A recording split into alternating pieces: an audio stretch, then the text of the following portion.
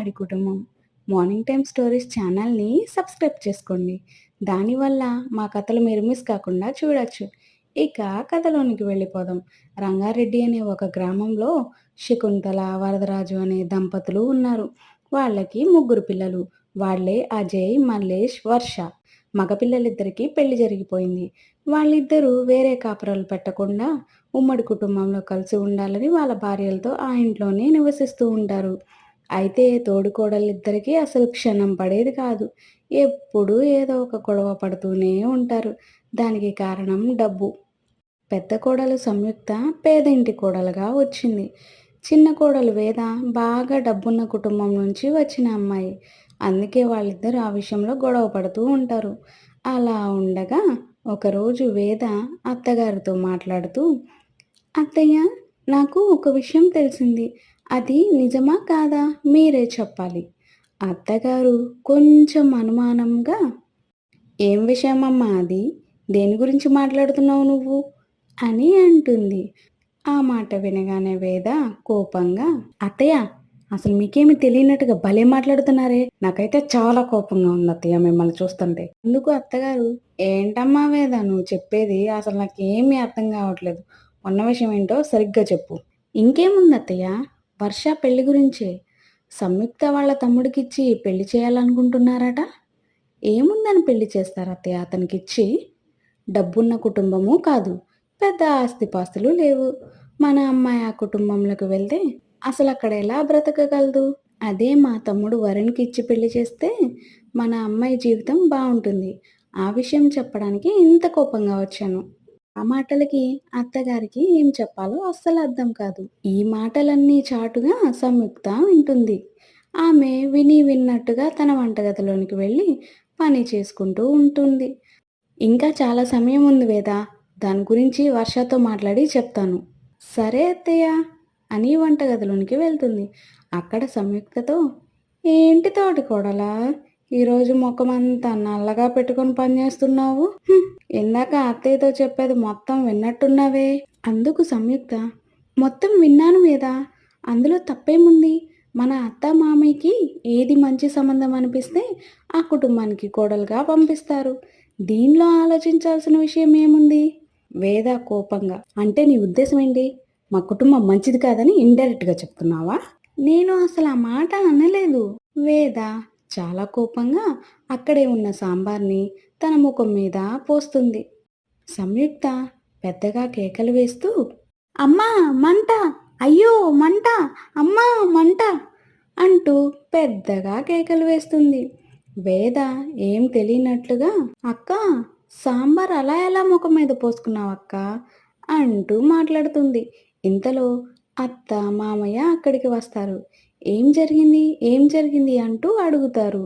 సంయుక్త ఏం మాట్లాడకుండా ముఖం కడుక్కొని, పొరపాటున సాంబార్ మీద పడిపోయాయి అత్తయ్య అని సమాధానం చెప్పి అక్కడి నుండి వెళ్ళిపోతుంది. తన గదిలో కూర్చొని ఏడుస్తూ ఉండగా వర్ష అక్కడికి వెళ్ళి ఇలా అంటుంది, వదినా, ఇందాక వంటగదిలో ఏం జరిగిందో నేను మొత్తం చూశాను. ఆ విషయమే అమ్మా నాన్నకి కూడా చెప్పాను. వాళ్ళు అక్కడికి పరిగెత్తుకుంటూ వచ్చేలోపు వేద వదిన తనకి ఏం తెలియనట్టుగా మాట్లాడింది. ఇప్పటికే మీ మధ్య చాలా గొడవలు అవుతున్నాయి కదా వదిన. ఎందుకు ఇంకా ఇక్కడే ఉంటున్నావు? మీరు సెపరేట్‌గా ఎక్కడికన్నా వెళ్ళిపోవచ్చు కదా! లేదా వాళ్ళని పంపించొచ్చు కదా! అందుకు సంయుక్త, లేదు వర్ష, అలా మాట్లాడకు. మీ అన్నయ్య వాళ్ళు విడిపోకూడదని, ఉమ్మడి కుటుంబంలో కలిసి ఉండాలని కోరుకుంటున్నారు. తను ఎన్ని తప్పులు చేసినా నేను తొందరపడి ఒక మాట తనని అనకూడదు. తను నా తోడికోడలు. తోడ పుట్టకపోయినా తను నాకు చెల్లెల్లాంటిది. అలా అని తను ఏ తప్పు చేసినా ఇలా భరిస్తూ వస్తావా? ఆ మాటలకి సంయుక్త ఒక చిన్న చిరునవ్వు నవ్వుతూ, సరే, ఈ విషయం గురించి వదిలేయి. కానీ నువ్వు ప్రదీప్, వరుణ్‌ల గురించి ఏం ఆలోచించావు? వదినా, నేను వాళ్ళ గురించి ఏమీ ఆలోచించట్లేదు. ఎందుకంటే వాళ్ళిద్దరిలో నేనెవరిని పెళ్లి చేసుకున్నా ఇంట్లో పెద్ద సమస్య ఏర్పడుతుంది. చిన్న వదిన మరింత గొడవలు లేపుతుంది. అది నాకస్సలు ఇష్టం లేదు. చూడు వర్ష, అలాంటిది మనసులో ఏం పెట్టుకోకు. వరుణ్‌తో నేను చాలా సార్లు మాట్లాడాను. వరుణ్ వేదలాగా అస్సలు ఉండడు. వేదాన్ని ఎలా అయితే చూసుకుంటాడో నిన్ను కూడా అలాగే చూసుకుంటాడు. చాలా మంచి అబ్బాయి. మంచి ఉద్యోగం చేస్తున్నాడు. నిజంగా మా తమ్ముడిని చేసుకోవడం కంటే నువ్వు వరుణ్ణి చేసుకోవడం చాలా మంచిది. డబ్బున్న కుటుంబం కాబట్టి నువ్వు అక్కడ సంతోషంగా ఉంటావు. వాళ్ళిద్దరూ అలా మాట్లాడుకోవడం వేద వింటుంది. వేద మనసులో ఏంటి నా తోడికోడలు ఇలా మాట్లాడుతుంది? తను మాట్లాడుతుంది నిజమా? లేక ఇది ఒక కొత్త నాటకమా? ఇంకా ఏం మాట్లాడుకుంటున్నారో వినాలి అనుకుంటూ ఉండగా అప్పుడే మల్లేష్ అటువైపుగా వెళ్తాడు. ఆమెని చూసి ఏయ్ వేద! ఏం చేస్తున్నావిక్కడ? వేద కంగారుగా అబ్బెబ్బెబ్బే! మరేం లేదండి. బూజు దులుపుతున్నాను. అతను కింద నుండి పైదాకా ఆమెను చూసి నువ్వు బూజులు దులుపుతున్నావంటే నేనస్సలు నమ్మను. నీ చేతిలో ఏమీ లేదు. కబుర్లు చెప్పకుండా వెళ్ళు అని కోపంగా విసుక్కుంటాడు. వేద కోపంగా అక్కడి నుండి వెళుతూ మనసులో ఈయనెప్పుడు నన్నే అరుస్తూ ఉంటాడు. అసలు మంచి టైంలో వస్తాడు. హ్మ్. అన్నీ చెడగొడతాడు. ఆ సంయుక్త ఏం మాట్లాడుకుంటుందో పూర్తిగా వినకుండా చేశాడు అని అనుకుంటూ వెళ్ళిపోతుంది. మల్లేష్ లోపలికి వెళ్ళి వదినా మీరు తలుపులు వేసుకొని మాట్లాడుకోండి. గోడకి చెవులు ఉన్నాయి అని చెప్పి అక్కడ నుండి వెళ్ళిపోతాడు. అన్నయ్య వదిన గురించి చెప్తున్నాడు వదిన. వేదా వదిన మన మాటలన్నీ చాటుగా వింటూ ఉందేమో. అందుకే అన్నయ్య ఆ మాట అన్నాడు. మరేం పర్వాలేదు. నేనేం తప్పుగా మాట్లాడలేదు కదా! ఆలోచించుకో వర్ష. మా ఇంట్లో వాళ్ళు నిన్ను కోడలుగా చూసుకోవాలి అని అనుకుంటున్నారు. నా ఉద్దేశ్యం ఏంటి అంటే వేదకి తల్లిదండ్రులు లేరు. వరుణ్ ఒక్కడే కాబట్టి అతను ఇల్లరికం రమ్మన్నా వస్తాడు. నువ్వు ఇక్కడ అందరితో కలిసి ఉండొచ్చు. ఆ మాటలకి వర్ష వదినా నువ్వెంత మంచిదానివో నాకు తెలుసు. నువ్వు ఏది చెప్పినా నా మంచి కోసమే. నేను కొంచెం ఆలోచించుకొని డెసిషన్ చెప్తాను అని అక్కడి నుండి వెళ్ళిపోతుంది. అలా రోజులు గడుస్తున్నాయి. ఒకరోజు అనుకోకుండా ప్రదీప్, వరుణ్ ఇద్దరూ కూడా ఇంటికి వస్తారు. వాళ్ళని చూసి అందరూ ఆహ్వానం పలుకుతారు. వేద, సంయుక్త వాళ్ళ కోసం మంచి భోజనాలు ఏర్పాటు చేస్తూ ఉంటారు. వాళ్ళిద్దరూ వంటగదిలో పనిచేస్తూ ఉండగా వర్ష కూడా అక్కడికి వెళ్ళి వాళ్ళతో పనిచేస్తూ ఉంటుంది. ఇక హాల్లో అత్త, మామ, అజయ్, మల్లేష్, వరుణ్, ప్రదీప్ అందరూ కూర్చొని మాట్లాడుకుంటూ ఉంటారు. ఇదిలా ఉండగా వంటగదిలో వేద వర్షతో మాట్లాడుతూ "హుహు. కాబోయే మొగుడు రాగానే మొఖంలో భలే చిరునవ్వు వచ్చిందే నీకు. వర్ష వరుణ్ నీకోసమే వచ్చినట్టున్నాడు." వర్ష ఏం మాట్లాడకుండా ఉంటుంది. వేద మాత్రం ఆమెతో ఏదో ఒకటి మాట్లాడించాలి అనేసి ప్రయత్నం చేస్తూ ఉంటుంది. అప్పుడు వర్షకి బాగా కోపం వచ్చి అక్కడి నుండి వెళ్ళిపోతుంది. వేద తన పెళ్లి గురించి మనకెందుకు? తన ఒపీనియన్ ఏంటో ఇంకా చెప్పకముందే ఎందుకలా మాట్లాడుతున్నావు? ఏంటి నా తోటికోడలా? ఎక్కువ మాట్లాడుతున్నావు నువ్వు? వర్షాన్ని నీ తమ్ముడికిచ్చి పెళ్లి చేసి, ఆస్తిలో కట్నం కింద కొంత భాగాన్ని కొట్టేద్దాం అనుకుంటున్నావా? హ్మ్. అలాంటి ఆటలు ఏమీ సాగనివ్వను. మా తమ్ముడికి, వర్షకి పెళ్లి చేసి చూపిస్తాను. ఆ మాటలు వినగానే సంయుక్తకి చాలా బాగా కోపం వస్తుంది. అదే మాట నేను నిన్ను తిరిగి అంటే నీ మొహం ఎక్కడ పెట్టుకుంటావు వేదా? డబ్బు కోసం మేమేమీ ఆశపడటం లేదు. అసలు డబ్బు అన్న ఆలోచన నాకు లేదు.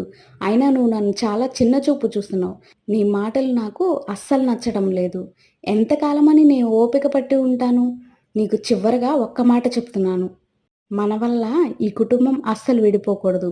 మనం ఇలా గొడవ పడుతూ ఉంటే కుటుంబానికి మంచిది కాదు అని కోపంగా అక్కడ నుండి వెళ్తుండగా "హ్మ్, నీతులు బాగా చెప్తున్నావు నా తోటికోడలా. నీ మనసులో ఎలాంటి ఉద్దేశం లేకపోతే మా తమ్ముడిని చేసుకోమని అత్తామామతో చెప్పి తొందరగా పెళ్లి చేయవచ్చు కదా. నువ్వు అన్నట్టుగానే నేను అత్తామామయ్యతో ఈ విషయం చెప్తాను సరేనా అని అక్కడి నుండి వెళ్తుంది. ఆ మాటలకు వేద చాలా సంతోషపడుతుంది. ఇక అందరూ భోజనం దగ్గర కూర్చుంటారు. వర్ష, వేద, సంయుక్త అందరికీ వడ్డిస్తూ ఉంటారు. వాళ్ళు భోజనం చేస్తూ భోజనం చాలా బాగుంది అని చెప్తూ ఉంటారు. వర్ష ప్రదీప్‌తో చాలా చనువుగా మాట్లాడడం అందరూ చూస్తూ ఉంటారు. అది వేదకి అస్సలు నచ్చదు. వర్ష అతనికి కూడా వడ్డిస్తుంది. అందరికీ ప్రదీప్, వర్షాల జంట చూడ్డానికి చూడముచ్చటగా ఉంటుందని మనసులో అనుకుంటారు. వేదకి కూడా అతని మీద మంచి అభిప్రాయం ఏర్పడుతుంది. ఇక ఆ రోజు సాయంత్రం అందరూ మేడ మీద ఉంటే వర్ష, సంయుక్త మాత్రం కింద హాల్‌లో మాట్లాడుకుంటూ ఉంటారు. "వదిన, నాకు ప్రదీప్ బాగా నచ్చాడు వదిన. నేను పెళ్లి చేసుకుంటే ప్రదీప్‌నే పెళ్లి చేసుకుంటాను. ఈ విషయం మీరే అమ్మానాన్నతో మాట్లాడాలి. వేద వదిన అమ్మానాన్న మనసు మార్చకముందే ఏదో ఒకటి చెయ్యి." "నేను మాట్లాడతానమ్మా. మీ ఇద్దరికీ ఇష్టమైతే ఎవరడ్డుకున్నా మీ పెళ్లి జరుగుతుంది." ఆ మాటలకి వర్ష సిగ్గుపడుతూ అక్కడి నుండి వెళ్ళిపోతుంది. వేద ఆ మాటలను విని కోపంగా, "ఇలాంటి కుట్ర ఏదో ఒకటి జరుగుతుందని నాకు ముందే తెలుసు సంయుక్త" కుంటూ "అక్కా" అని పిలుస్తుంది.